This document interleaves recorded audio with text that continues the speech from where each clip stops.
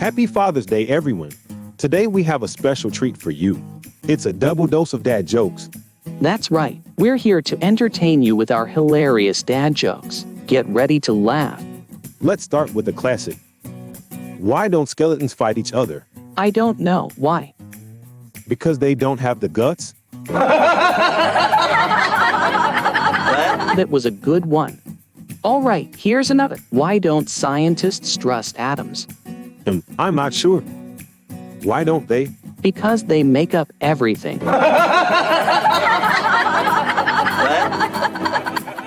What do you call a fake noodle?